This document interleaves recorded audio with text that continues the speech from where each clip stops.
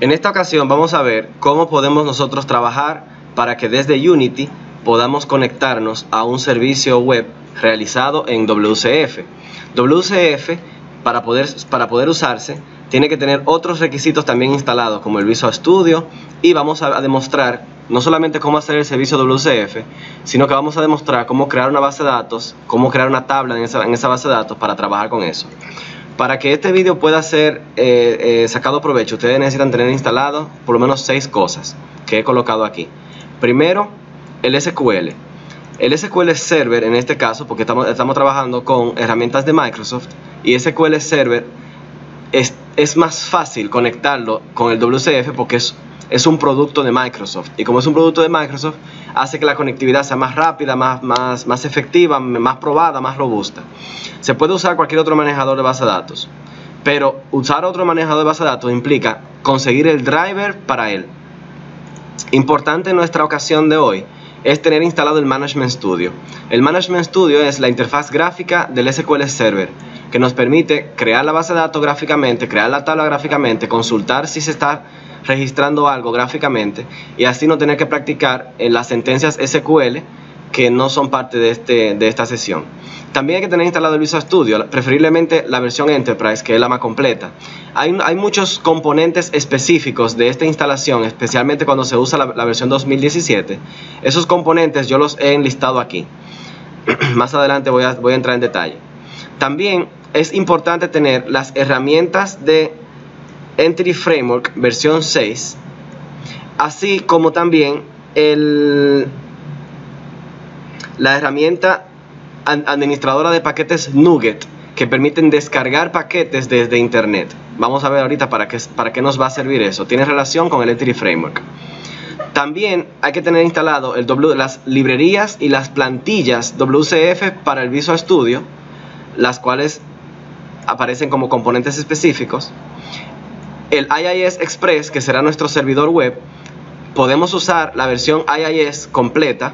Si vamos aquí a las herramientas, a las características de Windows, podríamos elegir esto, el IIS, el Internet Information Services, e instalarlo todo por defecto. Pero en este caso, en este vídeo, yo no voy a usar esta versión, sino que yo voy a utilizar la versión Express, que está instalada, que viene instalada en el Visual Studio. Lógicamente, también vamos a necesitar tener instalado el Unity y tener ya listo algún proyecto avanzado que solamente tenga que esperar a que nosotros le agreguemos la parte de consumir un servicio WCF. O sea que ya tenemos un proyecto creado en Unity, un videojuego creado en Unity, que vamos a utilizar para, dado un trigger o una acción específica, entonces invocar o consumir ese servicio. Entre los componentes que vamos a necesitar hay muchos, y esto es todo un mundo, esto puede confundir a cualquiera. Yo he seleccionado los que yo entiendo que son primordiales. Aquí yo les voy a mostrar. Esta es la instalación del Visual Studio. Cuando ustedes están instalando el Visual Studio, hay una pestaña arriba que dice componentes individuales. Ahí hay muchas cosas. Esas que están aquí son las que yo necesito que ustedes verifiquen que están instaladas para que les funcione todo lo que vamos a ver en este video. Entonces, solamente me voy a detener para enfatizar en el .NET Core Runtime. Es importante también. Estoy bajando porque así como cuando vean el video pueden revisar qué otros componentes yo tenía instalado cuando hice este video, que quizás ustedes no lo tengan, por si acaso algo les falla. El WCF, crucial.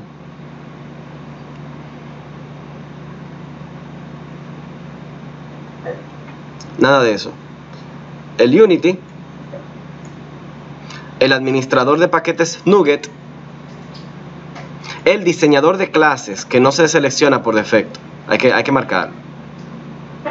Esto de LINQ to SQL es muy importante si ustedes quieren aplicar LINQ, el cual es un lenguaje de Microsoft para trabajar con colecciones de datos, muy importante cuando trabajamos con videojuegos.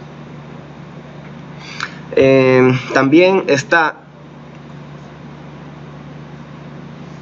el IIS Express, el orígenes de datos para el soporte de SQL Server, junto con SQL Server Data Tools y Native Client. Esto nos va a permitir desde el Visual Studio conectarnos a la base de datos local que tengamos creada en SQL Server. Las herramientas del Entity Framework 6, importantísimo. Y ya. En las cargas de trabajo o workloads en inglés, yo he marcado desarrollo de la plataforma universal de Windows, desarrollo de escritorio.net, bueno, Python no es necesario. El tema de Xamarin, si ustedes quieren trabajar con aplicaciones para móviles, esto no es importante para este video, pero esta parte sí de Unity. Y ya.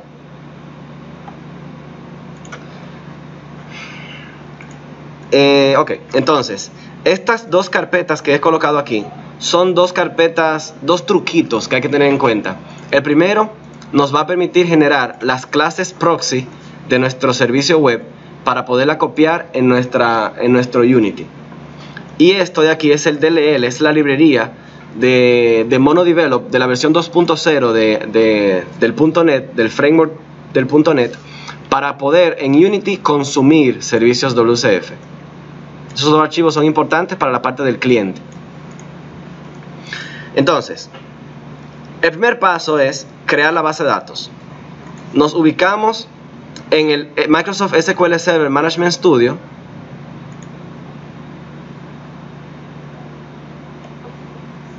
Nos conectamos a nuestro servidor local. Si ustedes instalaron el SQL Server, la versión Enterprise o cualquiera de esas, ustedes van a tener un Configuration Manager. El Configuration Manager es una aplicación que permite iniciar cualquier servicio de SQL. Por ejemplo, si yo no tengo iniciado el servicio de SQL, cuando yo voy desde el SQL Server Management y trato de conectarme, me va a decir que no existe, que ese servidor no existe. Y fíjense que estoy usando un servidor local de mi computadora. Eso va a dar un timeout y va a decir no existe. Solución: iniciar el SQL Server. Cuando estamos instalando el SQL Server, también hay varias funcionalidades importantes que tenemos que tomar en cuenta. Voy a ver si se las puedo mostrar. Ah, no. Aquí no veo. Tendría que abrir el instalador de SQL Server, que si no mal recuerdo lo tengo por aquí.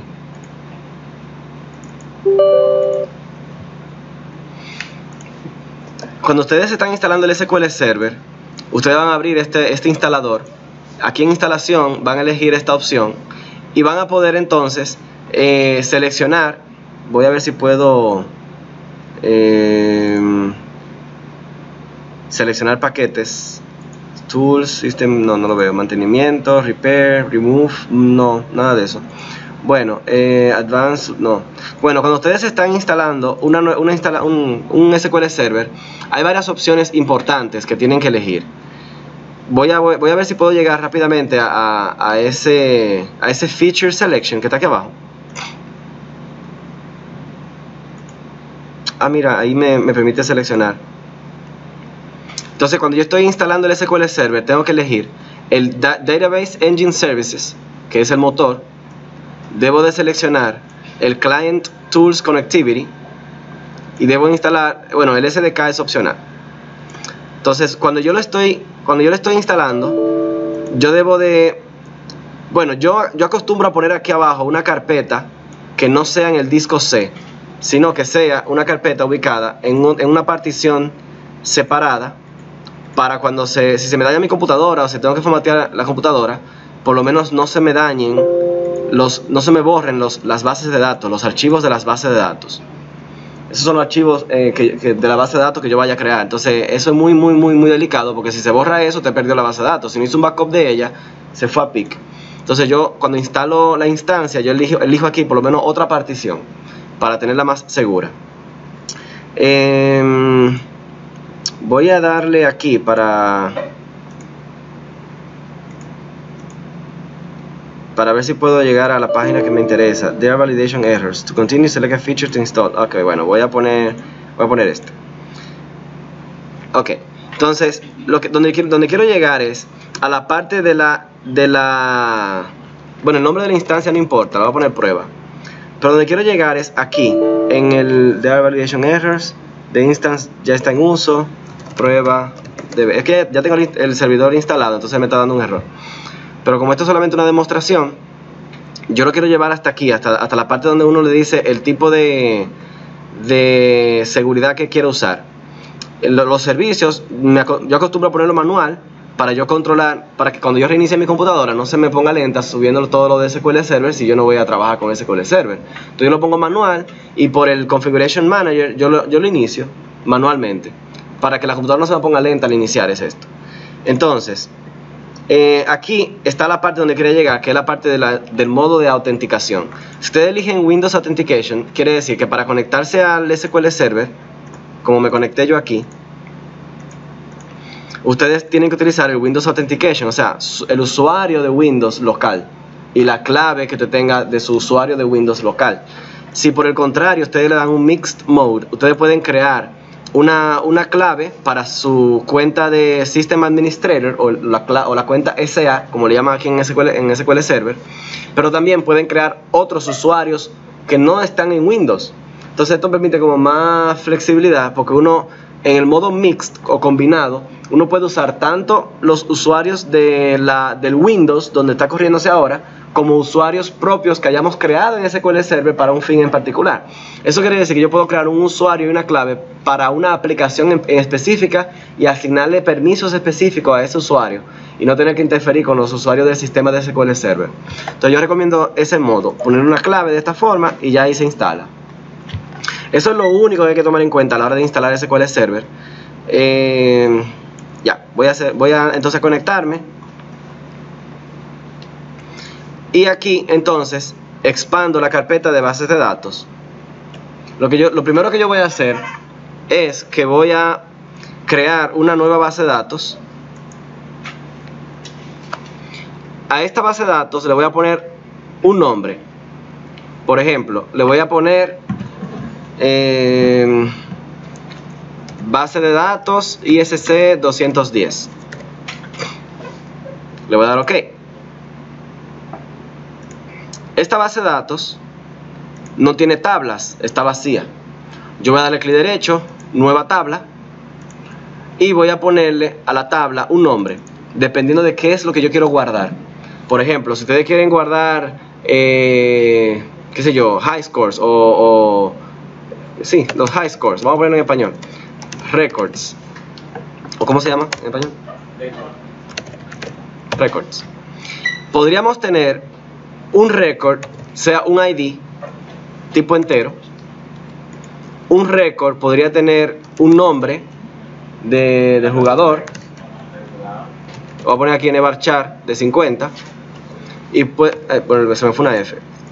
Y puedo poner aquí el puntaje, que puede ser un flotante. Como este ID de aquí es numérico, yo quiero que sea la clave primaria. Lo de clic derecho, set primary key, porque esa será la clave primaria de mi tabla. También yo voy a elegirla y aquí abajo le voy a seleccionar la opción de Identity.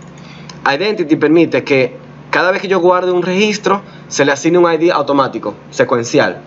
El primero se va a guardar con un 1, después con un 2, después con un 3, con un 4. Entonces yo por código fuente no me tengo que preocupar por eso. Le voy a dar a guardar. Ya tengo mi tabla creada. Está aquí. Si le doy a refrescar, la veo aquí. Si le doy clic derecho, seleccionar filas, veo que la tabla está vacía, no tiene nada. Mi objetivo es, al final de este vídeo, conseguir que ahí hayan cosas. Si yo logro al final que desde el videojuego aquí hayan cosas, he logrado el objetivo de la clase de hoy. Entonces, ya terminé con la base de datos. Yo voy a minimizar esta ventana y por ahora me voy a olvidar de ella. Terminé con la base de datos. Ahora yo me voy a ubicar al Visual Studio. En el Visual Studio yo voy a crear un proyecto nuevo. Este proyecto nuevo es un proyecto de tipo, bueno, en C#, de tipo librería de clase, biblioteca de clase. Biblioteca de clase es un tipo de proyecto no ejecutable, un DLL, un archivo DLL. ¿Para qué va a servir esto? Para yo colocar aquí toda la tecnología del Entity Framework, todo lo que tiene que ver con la conectividad de la base de datos. La voy a poner en esta librería. esta librería va a ser implementada desde el servicio WCF. WCF va a usar esta librería para conectarse en la base de datos. Entonces yo voy a elegir biblioteca de clases, voy a elegir una carpeta, voy a poner una carpeta de esta materia aquí y le voy a poner un nombre a este proyecto. Le voy a poner conexión base de datos en Entity Framework. Ya, no hay que hacer más nada. Le voy a dar clic a aceptar.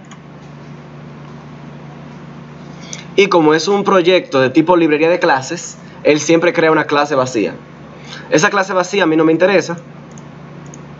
Yo la voy a borrar. Tengo un proyecto vacío con nada. Esto es un DLL, un simple inmortal DLL que no hace nada. Está vacío. Si yo le doy a referencias, me doy cuenta de hecho que no tiene gran cosa.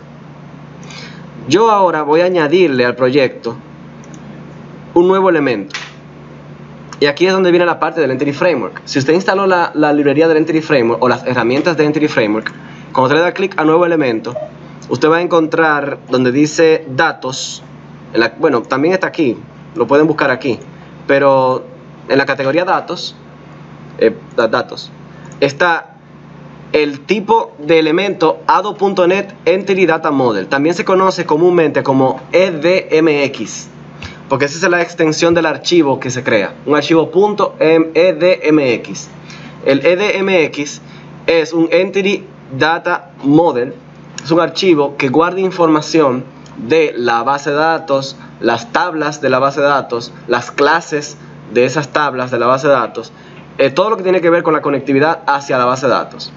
Entonces, aquí abajo yo le voy a poner el nombre al modelo, le voy a poner, por ejemplo, mi juego se llama Navecita, le voy a poner Navecita Model, porque el modelo es el conjunto de clases que se utilizan para sustentar los datos o las informaciones que yo voy a utilizar en un software, en un sistema. En este caso, Navecita es nuestro proyecto, entonces voy a usar el modelo de Navecita para guardar las clases de la base de datos que voy a usar en el caso de la Navecita. Entonces, aquí no se muestra la extensión, pero la extensión de este archivo es .edmx, pero él lo va a crear automáticamente, así es que lo voy a dejar tal cual. Le voy a dar clic a agregar. Cuando yo le doy clic a agregar, fíjense que como esto es un Entity Data Model de ADO.NET, él va a indicarme de dónde yo quiero generar estas clases.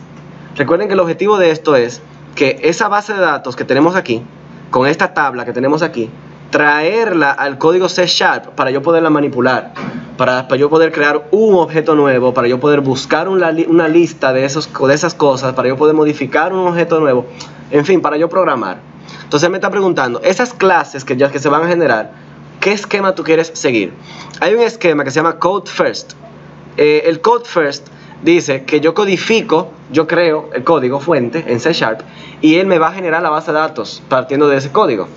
Hay una opción que dice Entity Framework Designer desde la base de datos, que quiere decir todo lo contrario a este. El Code First es, primero codifico y él me genera la base de datos. El Database First significa, yo creo la base de datos primero y él me genera las clases. Como ya tenemos la base de datos aquí y yo quiero las clases, yo voy a elegir esta opción. Son dos modelos, Code First o Database First. En este caso es Database First. Entonces yo voy a dar el siguiente. Aquí ya tengo una conexión creada, pero esta conexión la puedo eliminar. No me interesa, ustedes no la van a tener instalada. Esta es la parte donde yo digo cómo yo voy a conectar a este señor que está acá. Si ustedes recuerdan, cuando yo me conecté por aquí,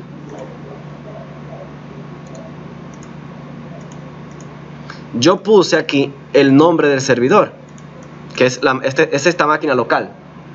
Yo puse el nombre de ese servidor, que también puede ser localhost.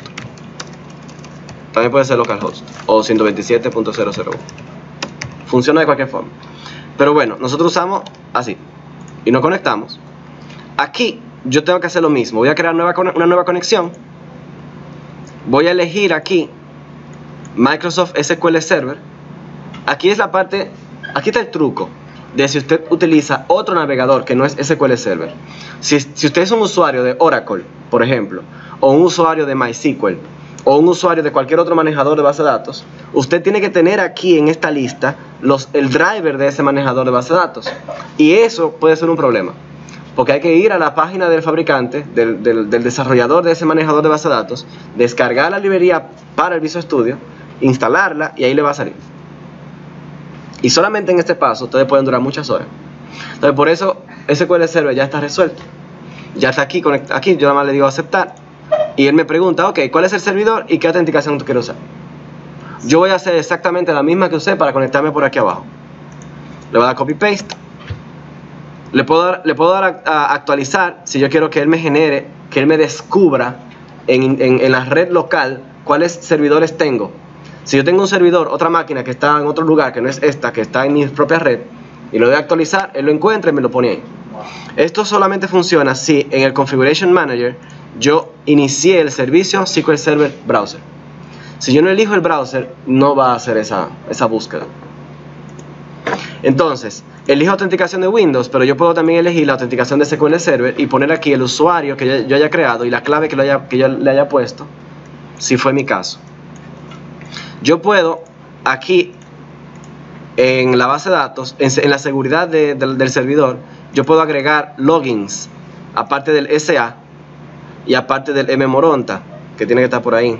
Mira aquí.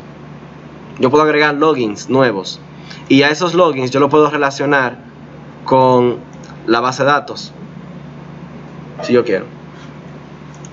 En nuestro caso lo dejamos todo por defecto. Como ya yo creé la base de datos, se llamó BDISC210. Aquí me sale creada. Si yo le doy a probar conexión y me da este diálogo, perfecto. Perfecto. Quiere decir que hasta ahora yo estoy conectado a la base de datos desde Visual Studio. Y ese es un paso importantísimo. Porque aquí hay problemas con firewall. Si hay un firewall que bloquea el puerto del SQL Server, que por cierto lo pueden buscar por aquí, en la configuración, le sale el puerto 1433. Eso es TCP. Entonces, si ustedes abren el firewall en el puerto 1433, pueden conectarse desde otra máquina.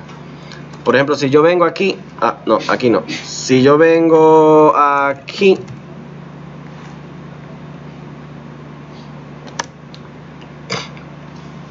y yo quiero agregar, a ver, me perdí. Si yo vengo aquí, cambiar la configuración de, ok, aquí. Si yo quiero agregar qué sé yo, un puerto, una aplicación o lo que sea, yo tengo que seleccionarlo por ahí. No, hay otra forma, hay otra forma más avanzada. ¿Dónde dice? No lo veo. Configuración avanzada. Aquí en configuración avanzada, yo puedo decir una nueva regla de entrada. Aquí todo el mundo sabe que yo juego Age of Empires. Entonces, y Dota. Entonces, yo puedo decirle nueva regla y puedo decir, voy a abrir un puerto. Y ese puerto será TCP, el puerto 1433. Si yo creo esta regla, cualquiera de ustedes que estuviese en la misma red Wi-Fi que yo, podría entonces consumir mi servidor de base de datos. Entonces por eso es que es muy importante ese paso de uno darle a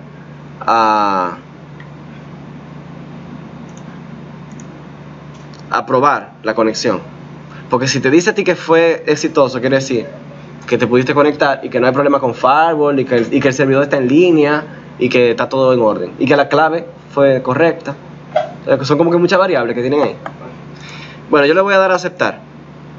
Aquí es importante el nombre que yo le voy a poner a esto, porque lo vamos a usar luego. Lo voy a recordar. Se llama BDISC210 Entities. Aquí voy a elegir la versión 6.0. Y ahora me pregunta cuáles tablas de la base de datos yo quiero generar aquí como clases. Como yo tengo una sola base de datos, una sola tabla, lo único que me sale a mí es esa, pero yo puedo tener aquí todo un sistema de base de datos, una tabla compleja, un sistema complejo de un modelo relacional, de entidad-relación bien complicado, que tenga sus relaciones, clave foránea, clave primaria, todo bien bonito. Eso todo sale aquí. Yo nada más tendría que seleccionarlo y él me va a generar todas las clases para acá. Y esto es muy bueno, el Entity Framework, porque una de las ventajas que me permite es que yo puedo implementar herencia entre tablas. Si yo creo una tabla, por ejemplo, persona, de la cual se relaciona en la base de datos con una tabla cliente por el ID de la persona. Yo puedo aquí en Entity Framework decir que la persona es una clase abstracta de quien hereda cliente, y esa herencia marcha solita. Yo no tengo que hacerle nada. Y eso es algo muy importante. Eso es algo muy importante, porque en esa parte, si uno lo hace hard-coded, si uno lo programa, puede tardar muchas horas para lograrlo. Y el Entity Framework lo hace automático. Es una de las magias que hace. Entonces, bueno, yo le voy a dar a final. Antes de darle a finalizar, tengo que prestarle atención a este otro nombre. BDISC 210 Model. Son palabras que vamos a usar luego, que ustedes van a ver en el código fuente, que le voy a decir, tal cosa. Le voy a dar a finalizar, y él me va a generar las clases. Él me va a generar las clases partiendo de la base de datos.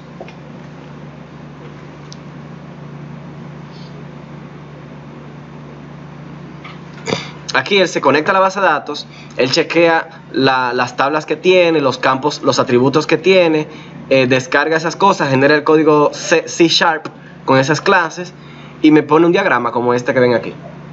Este diagrama muy simple porque es una sola tabla, pero ya ustedes imaginan que esto viene igual de la base de datos para acá, ¡pran! Y toda esa clase la genera. Miren, si voy por acá, en el archivo EDMX, recuerden que el archivo EDMX es el archivo del Entity Framework. Aquí yo tengo un archivo .tt donde tengo un archivo records que tiene lo que yo dije que tenía la base de datos, y él lo generó automáticamente. O sea, yo tengo que programar mis clases, y estas clases son las que yo voy a usar en mi código. Eso es lo bonito que tiene. Este designer gráfico solamente les sale si ustedes lo seleccionaron por aquí. Entonces, aquí yo puedo agregar nuevas entidades, puedo poner una clase, la puedo marcar si es abstracta, puedo decir si ella hereda de alguien más. Yo puedo jugar aquí abajo con, que no lo veo por cierto, propiedades, no, no, ahí no era, detalles de la asignación. Aquí yo puedo jugar con el mapeo, le llaman, el mapeo o la relación que hay entre las columnas de mi clase con las columnas de la base de datos. Fíjense que en la base de datos el nombre del jugador era un nvarchar de 50, y aquí él sabe que es un string. Ese mapeo es importante si ustedes quieren manipularlos manualmente, por ejemplo para crear un enum, por ejemplo. Yo no voy a hacer nada, aquí no hay nada que hacer, porque en nuestro caso es muy simple. Yo voy a cerrar el EDMX, voy a cerrar esto que está aquí, y hasta aquí yo tengo mi proyecto de librería de clases con mi Entity Framework ya listo. Yo le puedo dar clic derecho, compilar, y eso funciona bien. O sea que este DLL está listo para conectarse a una base de datos, a mi base de datos. Mire, compilación correcta. Importante, hay un archivo app.config que guarda la ruta del servidor de base de datos donde se va a conectar, la seguridad, si es integrada o si es de SQL Server, el usuario, la clave con la que se va a conectar. Eso está todo aquí en el app.config. Aquí habla de el Entity Framework. Aquí habla de el Connection String, que es la ruta del servidor. Habíamos dicho que el servidor era la máquina mía virtual, y la base de datos yo voy a usar. Y también habla de la seguridad del usuario, la clave que se va a usar, si es integrado de Windows o si tiene un usuario y una clave específica. Entonces todos esos datos yo los puedo poner ahí si yo quiero cambiar esto. Vamos a tener que volver a este archivo más adelante. ¿Por qué? Porque vamos a crear un segundo proyecto que va a ser para el servicio WCF. El servicio WCF va a generar su propio archivo de configuración, que en vez de app.config va a ser un web.config, porque será un servicio WCF que vamos a usar a través de la web. Entonces, en ese archivo web.config vamos a tener que copiar este connection string y asegurarnos de que todo lo demás esté allá, porque aquel será el proyecto de inicio. Y estos datos tienen que estar en la configuración del proyecto de inicio. Entonces por eso yo voy a crear en la solución un nuevo proyecto. Le voy a dar a agregar, nuevo proyecto. Y en este caso, dependiendo de si ustedes instalaron esto, les va a salir aquí esto y esto. En este caso entonces vamos a ponerle un nombre a nuestro servicio WCF.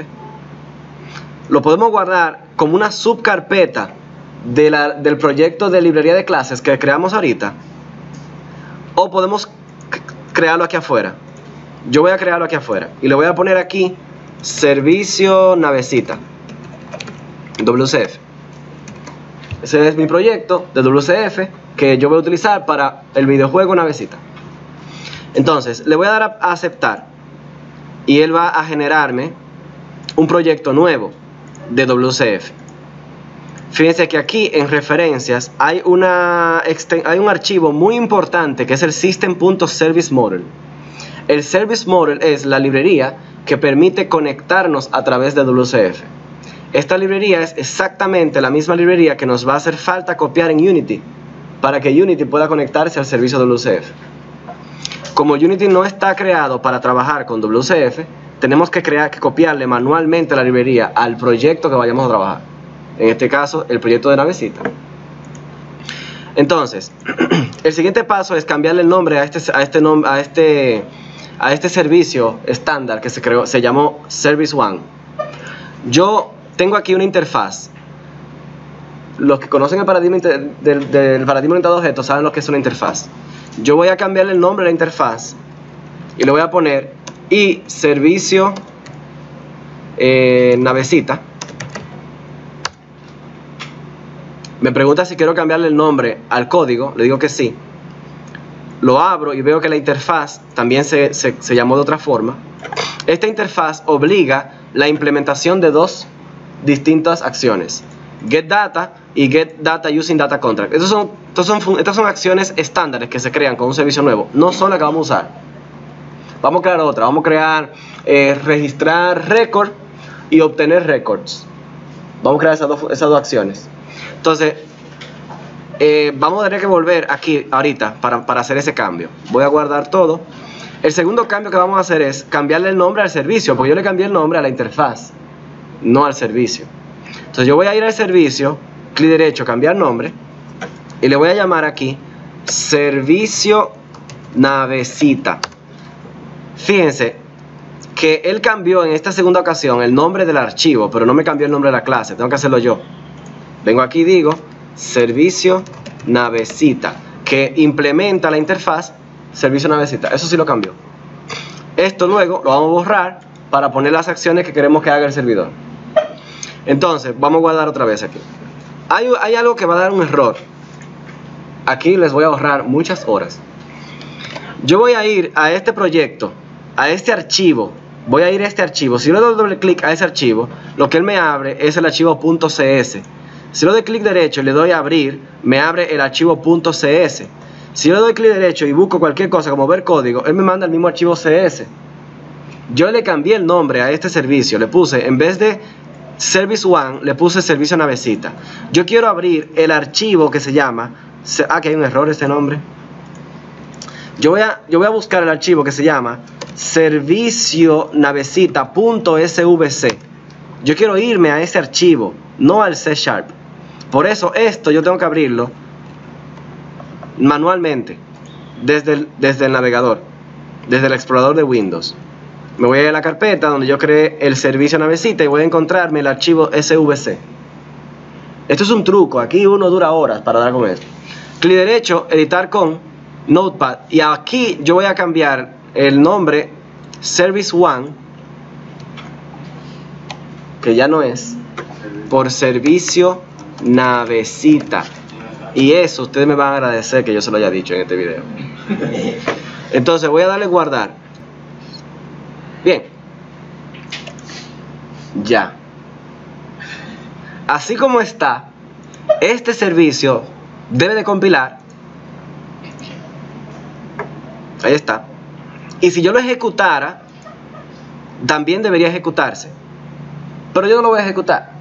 Yo voy a programar las dos acciones que yo quiero programar, que yo quiero que mi videojuego consuma, y después lo vamos a ejecutar. Entonces, voy a la interfaz.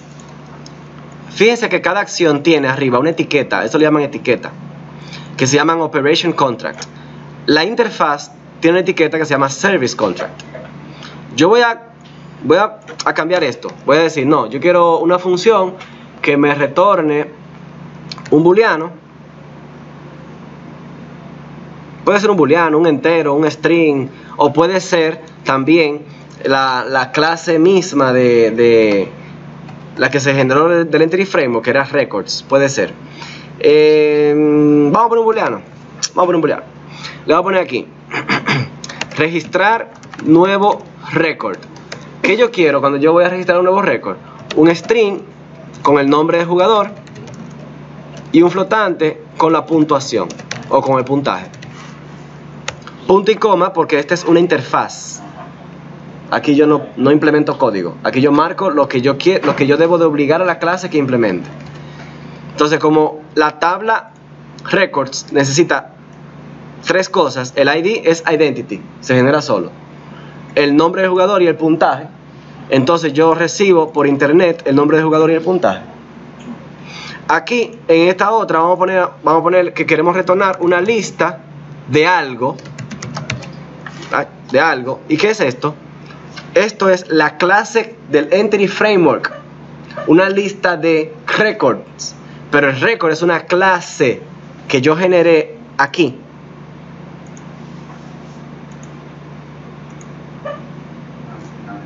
Esa clase es lo que yo quiero retornar, una lista de ella. Por lo tanto, yo necesito aquí poner records, pero si yo escribo records, él no lo va a reconocer. ¿Por qué? Porque yo estoy en la interfaz que está en el proyecto Servicio Navecita WCF, quien no sabe que este señor existe. Yo debo agregar una referencia a él, dándole clic derecho, agregar referencia, selecciono proyecto, el Entity Framework, le doy a aceptar, se agrega aquí, y ahora records sí podría ser implementado a través de un using. Cuando le pongo el using aquí arriba, él dice using, conexión, no sé qué, y ahora él reconoce lo que es un record. Entonces yo voy a ponerle aquí obtener records, y aquí voy a recibir un entero con el ID record. Esto es por si acaso me quieren pedir un récord en específico, pues retornarlo, y si me mandan un -1, devolverle todos los récords. Terminé con mi interfaz. Esta clase que está aquí abajo la generó de prueba, la puedo borrar. Mi interfaz es muy simple. Voy a guardar la interfaz, y como cambié la interfaz me da un error en el servicio, diciéndome, óyeme, tú no estás implementando lo que dice la interfaz. Tú estás implementando lo que antes decía la interfaz. Como yo cambié esto, yo voy a borrarlo. Y aquí le voy a decir que quiero implementar mi interfaz. Y él me va a generar las dos funciones, obtener récords y registrar nuevos récords. Entonces, no están programadas, lógicamente. Yo tengo que hacer el código. ¿Cómo yo programo? ¿Qué voy a hacer? ¿Cuál es el código fuente que yo voy a hacer aquí? El servicio va a ser algo muy interesante. Recuerden que el servicio web tiene una referencia al Entity Framework, y que aquí en el Entity Framework nosotros le pusimos al DB Context le pusimos el nombre BDISC 210 Entities. Ese fue un nombre que nosotros le pusimos cuando estuvimos creando, uno de los dos textos que yo le dije que ustedes tenían que prestar mucha atención. Entonces, aquí en el código fuente, como yo quiero usar el Entity Framework para conectarme a la base de datos y todo lo demás, yo debo de declarar un objeto tipo DBContext que se llama así. Dice base de datos ISC 210 entities, y le pongo conexión base de datos es igual a un new entities punto y coma. Esto es mi base de datos. Con esto yo puedo trabajar aquí abajo con la base de datos. Cuando yo quiero registrar un nuevo récord, yo quiero crear una variable nueva le voy a poner var para que él detecte el tipo de dato automáticamente. Le voy a decir, crea una variable llamada nuevo record, que va a ser igual a conexión base de datos punto records punto. Aquí no me sale nada porque hay un error. Si vemos ese error, dice, el tipo de DBSet está definido en un ensamblado a que no se hace referencia. Debe agregar una referencia al ensamblado Entity Framework. ¿Por qué? Porque este proyecto del WCF apenas conoce mi proyecto local de Entity Framework. No conoce la librería Entity Framework 6.0. Y me da este error. Por eso cuando yo le doy punto aquí, no me saca nada. Porque él no sabe que Entity Framework existe. Él sabe que mi proyecto existe, pero mi proyecto depende de Entity Framework. Y WCF no está haciendo referencia al Entity Framework. Yo tengo dos opciones. O yo salgo como un loco a buscar dónde está este archivo y copiarlo para acá. O yo le doy clic derecho aquí, le doy a buscar, agregar referencia y busco ese archivito de mi disco duro. O si lo tengo por aquí, lo busco, pero no sale. ¿Por qué no sale? No lo sé, no sale. Aquí no sale el Entity Framework. Y si sale, pues seleccionen, ¿no? Pero no sale. Como no sale, aquí es donde entra nuestra herramienta NuGet. El NuGet es una herramienta que permite a un proyecto cualquiera, clic derecho, ¿dónde está? Aquí. El NuGet permite a este proyecto WCF agregarle el módulo o el componente del Entity Framework. Eso es lo que permite. Muchas cosas más. Le voy a dar clic a NuGet y yo voy a ver que en examinar yo puedo ver una larga lista de proyectos que yo puedo agregarle a mi proyecto. De proyectos no, de módulos o de librerías. Muchas. Y ahí están muchísimas. Ahí yo puedo agregar cosas de Python, de jQuery, de HTML5. Muchísimas cosas. Eso no tiene fin. Eso es un repositorio público del .NET. Ahí hay muchas cosas. Miren, ustedes pueden bajar y irse de boca chequeando todas las cosas que ustedes pueden jugar con sus proyectos en .NET. En nuestro caso vamos a elegir simplemente el Entity Framework versión 6, la más reciente. Le doy a instalar. Él va a durar un rato ahí porque él tiene que descargarlo de internet. Eso pesa unos 30 megas. O sea que depende de mi conexión a internet. Eso va a descargar, se va a instalar y ya. Ahí lo hizo. Cierro esto, cierro aquello. Me voy aquí y adivinen a quién tengo yo ahora en WCF. También muchas horas ahorradas. Entonces, aquí yo le doy punto y adivinen quién sale. Sale todo lo de Entity Framework. Y como yo instalé como parte de los prerequisitos las herramientas de LINQ to SQL, yo puedo aquí usar comandos de LINQ. Que si ustedes no conocen LINQ, le invito a que exploren porque es una herramienta, es un lenguaje muy bueno para manejar colecciones. Y en videojuegos se manejan muchas colecciones y por ahí puede venir bien. ¿Qué yo quiero de los records? Yo quiero decir punto. Vamos a ver, add, vamos a ver cómo sería. Records. Aquí tengo un add que recibe un record. Ajá. Y tiene que haber un new, un create. Tiene que haber un create. El create me retorna un nuevo record. Pero este create crea un record en memoria, no en base de datos, en memoria. Me lo retorna como un objeto para yo poder manipularlo. Le hago un create, punto y coma, y tengo un nuevo record. Yo puedo decirle a este nuevo record, punto, el nombre jugador es esta variable que me llegó por internet. Nombre jugador, punto y coma. Nuevo record, punto, qué sé yo, mira, aquí dice puntuaje, pero es puntaje. Le voy a poner puntaje y me voy a ir aquí, a la interfaz. Le voy a poner puntaje. Ustedes me pueden decir si yo cometo errores. Entonces, aquí, punto puntaje igual a puntaje. O sea, yo estoy creando un objeto nuevo en memoria y estoy copiando lo que me llegó de internet. Yo debería de verificar qué es lo que estoy guardando, por si acaso me mandan algo que no está bien. Por ejemplo, el puntaje, yo podría decir, si el puntaje es mayor que 0, entonces hazlo, y si no, no. Eso es buena idea, ¿verdad? Pero para simplicidad de este ejercicio y de este video yo no lo voy a poner. Tengo mi nuevo récord listo. Ya no tengo más nada, no quiero hacerle más nada a él. Yo voy a utilizar mi conexión a la base de datos para enviar este nuevo récord allá. Este es el último punto, el último paso sería conexión base de datos punto records punto add y le agrego el nuevo récord. Ya, a eso está agregado en la tabla, pero todavía no está salvado en la base de datos. Eso está en memoria.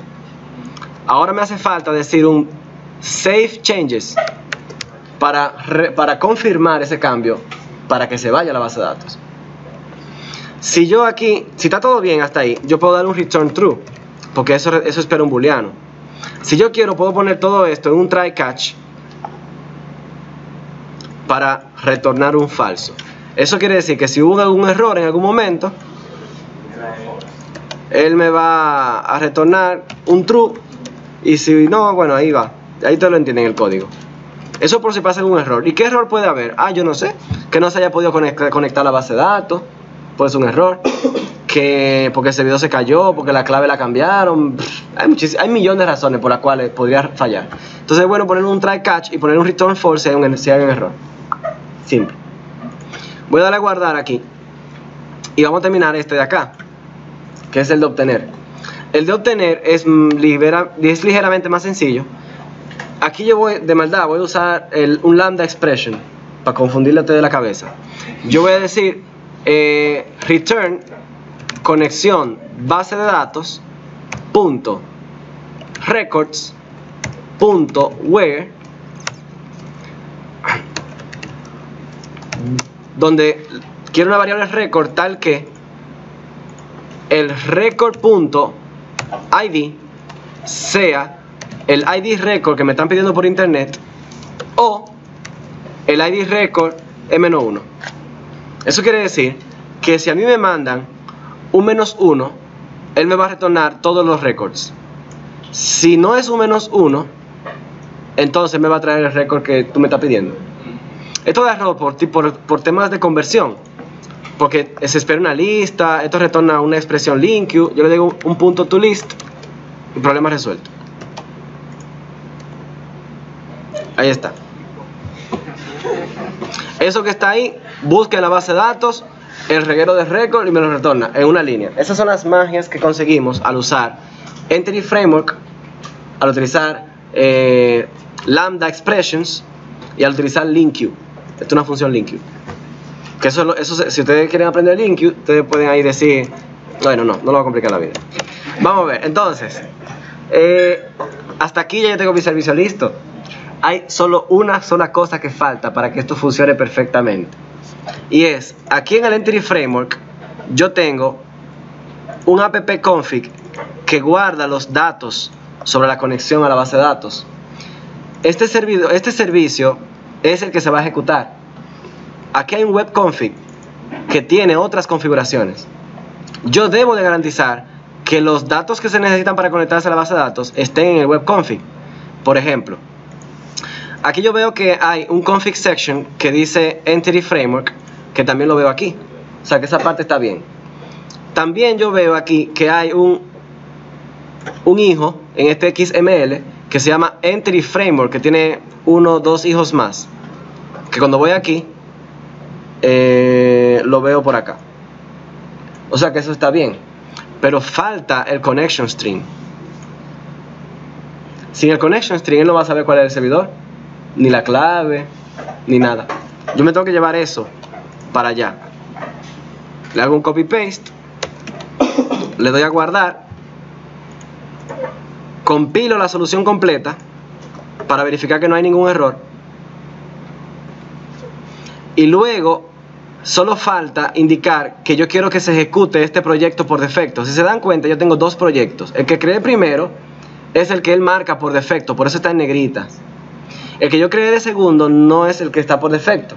Yo quiero que este sea el que se ejecute cuando le dé clic a iniciar aquí arriba. Por lo tanto, le doy clic derecho, establecer como proyecto de inicio, y ahí se sombrea, y ahora este pasa a ser un proyecto secundario que depende de él. Entonces, si yo le doy ahora a F5, fíjense que esto está con un símbolo como de web. Si voy a las propiedades, me doy cuenta de que el WCF está configurado como web. O sea, es un proyecto tipo web. Por eso aquí él me deja seleccionar si yo quiero usar el IIS Express o si yo quiero usar el IIS de Windows que yo instalé por las características de Windows que les expliqué al principio. Como nosotros instalamos el IIS Express, él lo configura automáticamente y le pone un puerto aleatorio. Esto es para fines de desarrollo, pero cuando vamos a producción tenemos que trabajar con la característica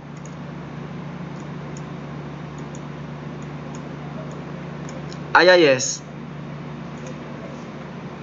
porque esta es la herramienta donde uno pone ahí más opciones, más controles, etcétera, más filtros y la seguridad y eso. Pero como estamos en desarrollo, lo voy a dejar en IIS Express. Yo le puedo dar a play y lo que él va a hacer es que él va a ejecutar el IIS Express, va a copiar el WCF en ese servidor web, que no es Apache, que no es ninguno de esos otros, es uno propio de Microsoft. Y cuando él copie el WCF, él va a iniciar el navegador en internet y me va a mostrar que el servicio está en línea. Por eso es que es más cómodo. Simplemente le doy a iniciar con el Google Chrome. Él va a compilar todo eso. Me va a abrir, bueno, me va a abrir aquí abajo el IIS Express. Mírenlo ahí donde está. Mírenlo ahí donde está. Y además va a abrirme el navegador donde yo puedo darle clic al archivo SVC y me muestra que yo creé un servicio y que está todo bien. Si ustedes ven esta página así como está, ustedes tienen el servicio listo para ser usado de cualquier parte. Este es un servicio que se puede crear en internet para que todo el mundo pueda consultarlo. Esto es un servicio web, no es un servicio RESTful como lo aprendieron quizás en Java y demás, pero es un servicio que también trabaja con el protocolo SOAP de WCF, XML. Entonces, la ventaja que tiene esto es que él está usando el Entity Framework y él me traduce esas clases por XML de forma automática. Yo no tengo que preocuparme por las propiedades de las clases ni nada de eso. Él lo hace todo de forma transparente. Entonces, él me dice aquí que si yo quiero probar este servicio, yo puedo ejecutar conseguir las clases, generar las clases proxy, le llaman, con esta herramienta, Service Util. O también yo puedo tener acceso a esa descripción del archivo haciendo esta llamada. Esto nosotros no lo entendemos muy bien, pero aquí están todos los datos y todas las acciones y los parámetros que se necesitan. Eso es XML. En nuestro caso, nosotros vamos a generar las clases con esta herramienta y esas clases que se generen las vamos a llevar para Unity. Para en Unity llamar este servicio y usarlo. Es así de sencillo. Entonces, yo puedo hacer un copy-paste a este señor que está aquí. El problema está en que este archivo normalmente no está agregado en el path de Windows. Entonces, si yo entro a la línea de comando y escribo svc util, él me dice, yo no sé de quién tú me hablas. Por esa razón, aquí abajo yo les coloqué la dirección donde, por defecto, en mi caso, yo tengo la versión 10.0, que es el Visual Studio 2017, y yo tengo la última versión del Entity Framework, que es esa. Por eso está ahí. En su máquina eso puede variar. Esa es la carpeta. ¿Cómo yo conseguí eso? Bueno, buscando en internet, investigando. Si yo me voy al explorador de Windows, yo voy a buscar aquí en el disco C, está la carpeta archivos de programa x86, me voy a encontrar aquí el Microsoft SDK, voy a encontrar aquí la carpeta Windows, aquí tengo las distintas versiones. Si ustedes tienen varias versiones de Visual Studio o del .NET, ustedes van a tener diferentes versiones aquí. Yo tengo la última, tengo la carpeta Bin, Tools, y aquí tengo todos los ejecutables que necesito en el .NET. Y está el que yo necesito aquí, el Service Util, que me genera las clases proxy de un servicio web en una máquina local para yo poder usar esas clases en mis proyectos. Recuerden que el servicio WCF está hospedado en IIS y que está navegando por internet. Eso quiere decir que eso puede estar, eso puede estar ubicado en una computadora remota, para allá, para China, para Japón, para Estados Unidos, y yo aquí consultar ese servicio web y usarlo. Con el service util yo genero las clases. Entonces, ¿qué yo voy a hacer ahora? Yo voy a abrir esta carpeta. La puedo abrir por el PowerShell o la puedo abrir por la línea de comando, como ustedes quieran. Lo que importa es que yo voy a abrir la carpetita porque no la tengo en el path, el service util, para yo ejecutar, no, eso no, para yo ejecutar este comando que me dicen que yo tengo que usar.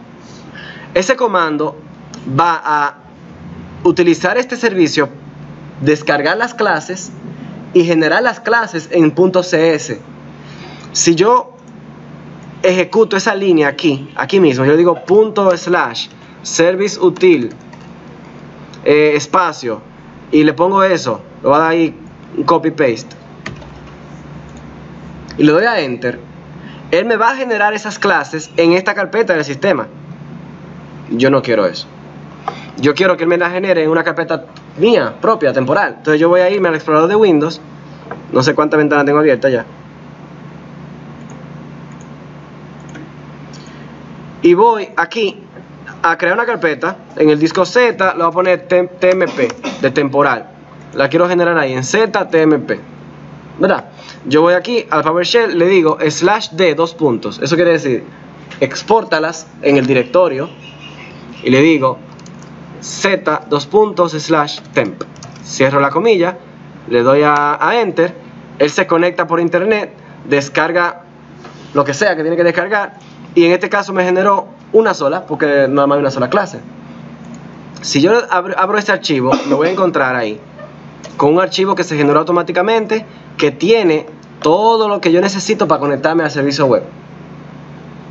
Miren, ahí están las interfaces, miren ahí la interfaz. Bueno, ahí está la interfaz. Ahí yo tengo el client. El client es la clase que yo voy a usar, cliente, para conectarme al servidor. Ahí está todo, yo no tengo que hacer nada, ahí está todo. Yo lo que voy a hacer es que lo voy a copiar a Unity en mi carpeta scripts y la voy a usar simple. Yo voy a buscar en Unity, bueno, en Unity no, en mi computadora, la carpeta del proyecto Navecita. En Assets me aseguro de tener una carpeta Scripts. Puede ser en cualquier carpeta. Le voy a dar clic derecho, pegar, y ahí está. Un CS cualquiera. Ahora, vamos a compilar eso. Vamos para Unity. Si yo abro Unity, yo abro el proyecto Navecita que ya fue creado y fue... dice aquí, creating temporary... Oh, y eso.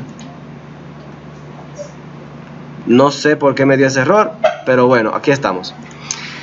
Miren, abrí Unity. Estoy en Unity. Pero Unity tiene una carpeta, scripts, donde ahora tengo servicio Navecita, que es lo que yo copié manualmente. Cuando yo lo copié este archivo, ella trató de compilarlo y me está dando un error, porque hay cosas de ese archivo que Unity simplemente no entiende.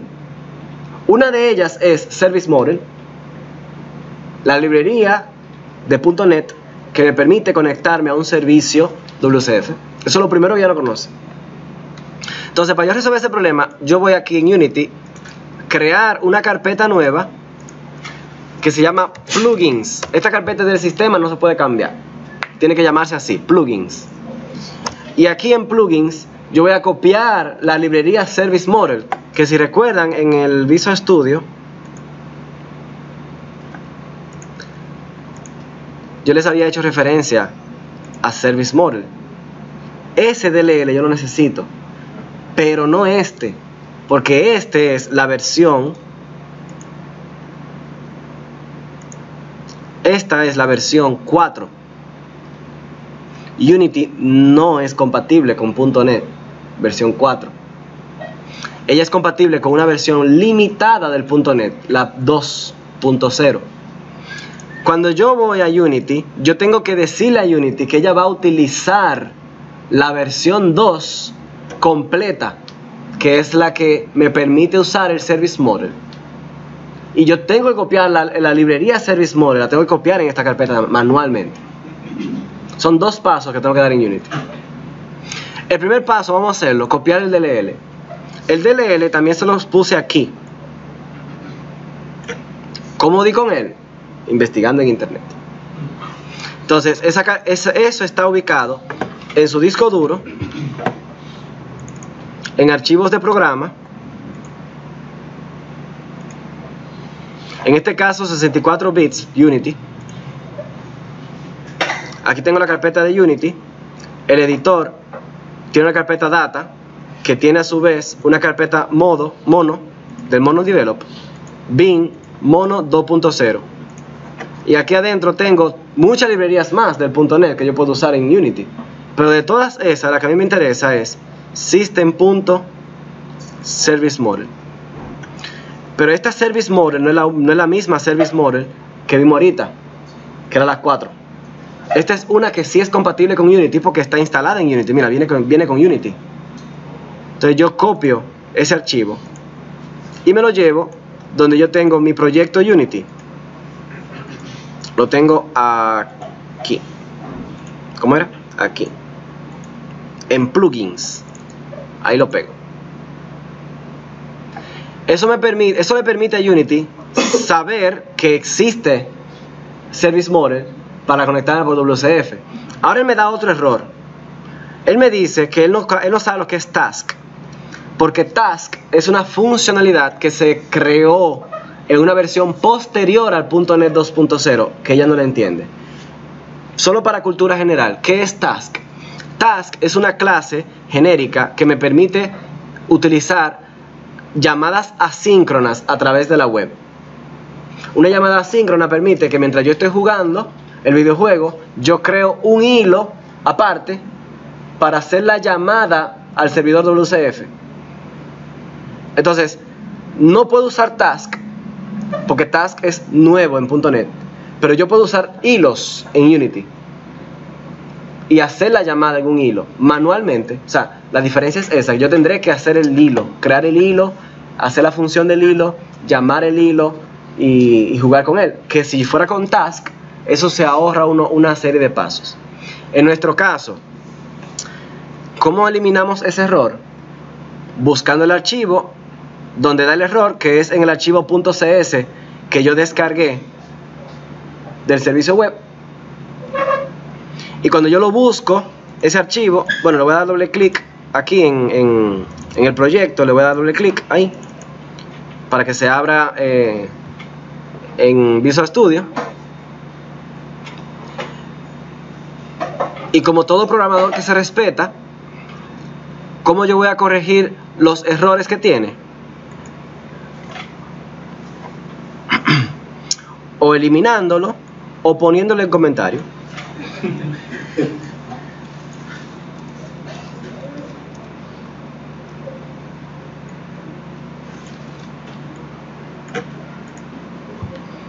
Le voy a guardar, regreso a Unity, espero que ya haga su trabajo y se van todos los errores.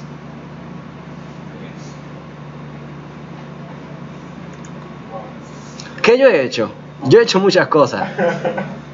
Yo he creado una base de datos, he creado una tabla, me he conectado a la base de datos desde un proyecto Entity Framework, he generado un EDMX con esa tabla, he agregado un proyecto WCF, he implementado ese Entity Framework en mi WCF, he modificado la interfaz para que tenga las acciones que me interesan en mi videojuego o para mi videojuego, he implementado esa interfaz aquí utilizando el DB context llamado BDISC210 entities. He añadido un registro nuevo, he buscado usando LINQ, Lambda he ejecutado este servicio para que esté escuchando en la web con un servidor web basado en IIS. Y en Unity he hecho casi todo lo que tengo que hacer para conectarme a ese servicio. Solo faltan dos cosas. La primera, muy importante, es decirle a Unity que ella va a usar en este videojuego librerías del .NET 2.0 que no son las básicas, sino otras más para que pueda usar WCF. En Edit, Project Settings, Player, yo me voy a dirigir donde dice Scripting Backend, donde dice API Compatibility Level. Ustedes todos en sus proyectos lo tienen así, porque siempre se crea en un subset. El subset es solo unas pocas librerías del .NET 2.0. Por ejemplo, lo que me dan acceso a la clase string, al namespace de system, a la clase de entero, como cosas como básicas. Pero ya conectarme a una base de datos, a un servidor WCF, no es básico. Por eso yo no puedo usar el subset, tengo que decirle la versión completa. Eso es muy importante. Y luego de ahí, solo falta en Unity, cuando yo quiera que pase lo que pase, que se conecte al servidor y lo haga. Eso es lo que falta. Por esa razón, yo me voy a ir a cualquier script de los que tengo. Por ejemplo, en mi videojuego, nosotros tenemos una navecita que se mueve, ¿verdad? Tenemos un muñequito que se mueve, que con el clic izquierdo dispara. Tenemos una navecita que con el espacio también dispara. Y con control activa un escudo. Eso es lo que tenemos hasta ahora.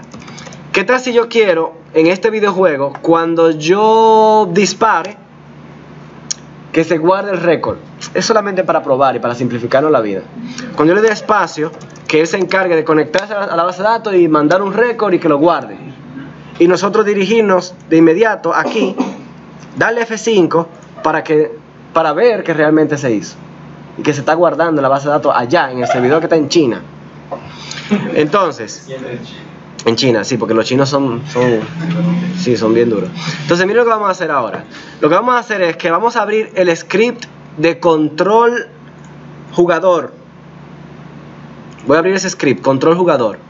Y yo le voy a decir a este script, en el update, que cuando le damos a la barra de espacio, que es cuando él va a instanciar un nuevo proyectil, aquí, esta parte es probando el servicio WCF. Aquí yo voy a trabajar con WCF. Entonces recuerden que nosotros generamos un archivo CS usando esta herramienta, que la copiamos a Unity, y que ese archivo fue el que aquí le borramos los tasks. ¿Recuerdan? Este mismo archivo tiene una clase llamado servicio navecita client. Yo voy a utilizar servicio navecita client. Le voy a poner servicio WCF y voy a decir un new client. Aquí voy a usar una sobrecarga de estas para poderme conectar a mi servidor.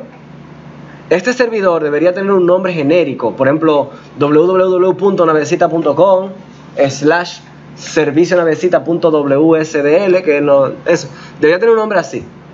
Pero en nuestro caso tenemos un localhost, un humilde localhost. Entonces lo que yo voy a hacer es que voy a usar una sobrecarga de estas, una que ya yo sé que funciona y que no le va a dar problema a ustedes. Esta, el binding, coma, remote address. Yo voy a usar esta, que es la quinta sobrecarga. Digo, new.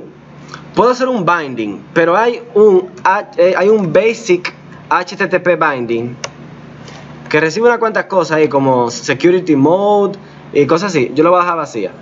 Coma, y un endpoint address que me dice la dirección del servidor. Aquí le voy a decir un new endpoint address. Y aquí, entre paréntesis, él espera un URL. Ese URL, abro comilla doble, adivinen qué URL es. De la página. Ese URL. O este URL. Eso es. Entonces, yo voy a agarrar este. Oh, bueno, sí. Bueno, mira, yo puedo coger esto de aquí arriba, de hecho. Yo puedo agarrar eso. El SVC. Lo que importa es el archivo SVC. Que de hecho, miren, ahí está haciendo referencia y ahí también. Yo lo voy a agarrar de aquí arriba. Ah, pero mira, aquí me dice también algo. No, no dice gran cosa. Ok. Lo pongo. Le doy un punto y coma. Y ahora digo servicio WCF punto.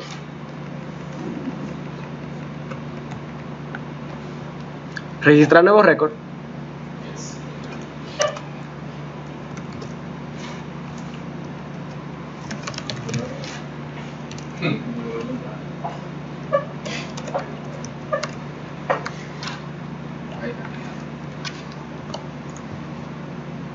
Es muy importante aquí ponerle un try catch, porque hay tantas razones por las cuales no podría conectarse a un servidor.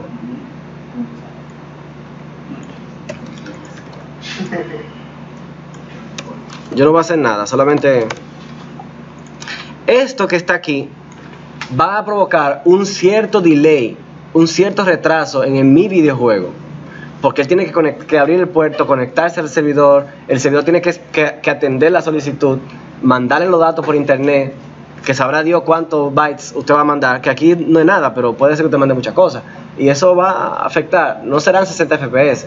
Adivinen qué se hace para resolver ese problema. Hilo. Usted crea un hilo, lo manda a que haga lo que él quiera hacer en su tiempo que le dé la gana, y usted su juego sigue normal. Entonces en mi caso yo voy a dar a guardar, le voy a dar a play en Unity otra vez, pero ahora le voy a dar espacio. Cuando yo le doy espacio, mira, voy a dar espacio, ¡pam! Hubo un retraso, todo siguió bien. Como yo tengo un try catch, no sé si fue bueno o fue malo. O sea que este es el momento de, como la prueba de embarazo, que tú vas a averiguar si es o no es. Entramos aquí, le damos F5 y tengo lo que quiero.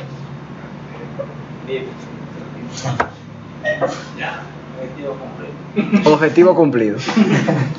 Detengo el video aquí. Muy bien, muy buen trabajo.